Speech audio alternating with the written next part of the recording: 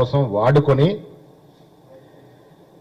అసలు తెలంగాణ యాస భాష సాంప్రదాయం అన్నిటి కూడా 10 ఏళ్లుగా మరిపించినటువంటి ఘనత కేసీఆర్ కుటుంబ సభ్యులది.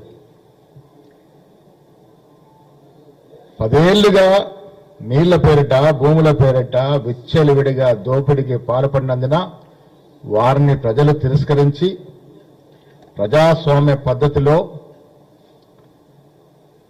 ఇవాళ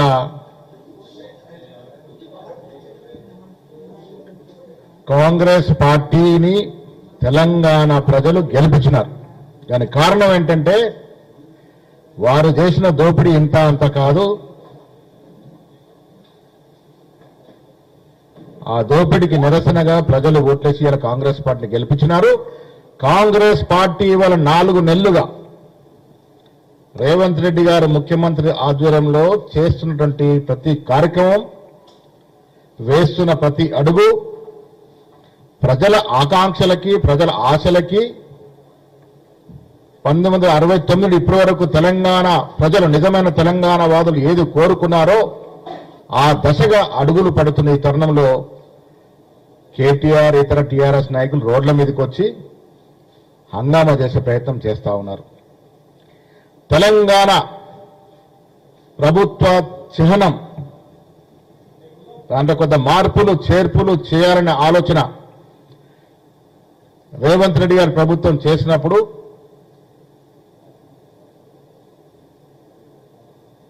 తెలంగాణ ఎంబ్లంలో చిహ్నంలో అసలు తెలంగాణ రావటానికి కారకులైనటువంటి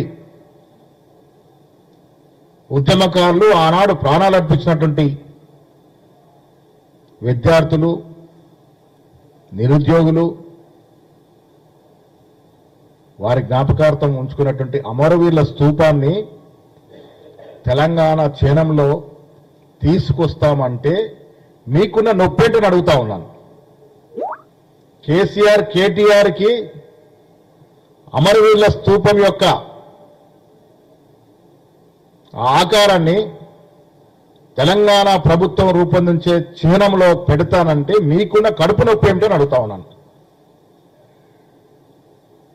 అమరవీరుల స్తూపం యొక్క ఆకారాన్ని ఎందుకు పెట్టకూడదని అడుగుతా ఉన్నాను.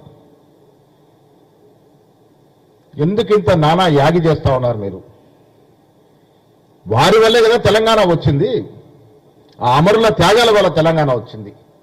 ఆ అమరులు స్మరించుకునే విధంగా ఆ అమరుల స్తూపాన్ని తెలంగాణ చిహ్నంలో జత చేస్తే మీకున్న నొప్పి ఏంటి, బాధ ఏంటి, ఎందుకింత నానా యాగి మీరు చేస్తా ఉన్నారన్న మాట అడుగుతా ఉన్నాను. దీనికి కారణం మాకు అర్థమవుతుంది ఏంటంటే అమరవీరుని స్మరించుకుంటే ఇప్పటి వరకు నేనే సర్వం అనుకున్నటువంటి కేసీఆర్, అసలు ఏ త్యాగము చేయని కేసీఆర్, నటించి త్యాగం చేసినట్టు నటించిన కేసీఆర్ ఇవాళ అమరవీరుల యొక్క వారి యొక్క స్మారకం ముందుకొస్తే తన ప్రతిభ దెబ్బతింటుందని, తన మరుగున పడిపోతానని ఒక బాధతో ఈ నానా యాగి చేస్తున్నట్టుగా మాకు కనబడతా ఉంది. వెనక్కి తగ్గేది లేదు. రేవంత్ రెడ్డి గారి ఆలోచన తెలంగాణ వాదులు, కవులు, కళాకారులు, మేధావులు ఏదైతే కోరుకుంటున్నారో, ఏ విధంగా అయితే ప్రభుత్వం యొక్క చిహ్నం ఉండాలనుకుంటున్నారో ఆ విధంగానే తీర్చిదిద్దుతాము. తెలంగాణ ప్రజల యొక్క కోరిక, వారి ఆకాంక్ష, వారి ఆశల్ని నెరవేరుస్తామనే మాట, మేము దాంట్లో ముందుకు పోతామనే మాట కూడా ఈ సందర్భంగా మనవి చేస్తా ఉన్నాం. నేను మళ్ళీ అడుగుతా ఉన్నాను, తెలంగాణ అమరవీరుల కోసం కట్టినటువంటి మీ పెద్ద ఆకారం ఎన్ని కోట్లు వెచ్చించారు? దాని మీద దాదాపు 100 కోట్ల. ఆ ఆకారంలో ఒక్క అమరవీరుడి యొక్క పేరన్న చెక్కినారా మీరని అడుగుతా ఉన్నాను. ప్రజలు అర్థం చేసుకోవాలా, కేవలం కేసీఆర్ వల్ల తెలంగాణ రాలే.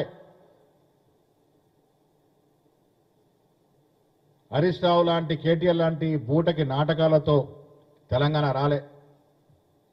ఇవాళ కేంద్రం తెలంగాణ ఇచ్చిందంటే, సోనియా గాంధీ గారు తెలంగాణ ఇచ్చినారంటే ఇక్కడ చాలా మంది అసలు బారుతా ఉన్నారు, అమరులైతున్నారు, బాధతో తెలంగాణ ఇవ్వడం జరిగింది. మరి అలాంటి తెలంగాణ రావడానికి కారకులైన అమరుల వీరుల పేర్లు లేకుండా నువ్వు ఆకారం కట్టినావంటే ఎంత దుర్బుద్ధి, ఎంత స్వార్థం నీలో ఉందో మాకు అర్థమవుతా ఉంది, ప్రజలకు అర్థమవుతా ఉంది. ప్రజలు కోరుకున్న క్షీణం అందరితో సంప్రదించి అన్ని వర్గాలు, అన్ని పార్టీలు, సంఘాలు, ప్రజా సంఘాలు, మేధావులందరితో సంప్రదించి అతి త్వరలో ప్రజల ఆకాంక్షకు అనుగుణంగా తెలంగాణ క్షీణాన్ని ముందుకు తీసుకొస్తామనే మాట కూడా ప్రభుత్వం సిద్ధంగా ఉందనే మాట కూడా ఇస్తుంది. మనవి చేస్తూ ఇవాళ ఇంత మాట్లాడుతున్న మీరు, నేను కొన్ని ముచ్చట్లు, కొన్ని ఉదాహరణలు మీకు ఇస్తాను. ఆనాడు 2014 నుంచి 2024 వరకు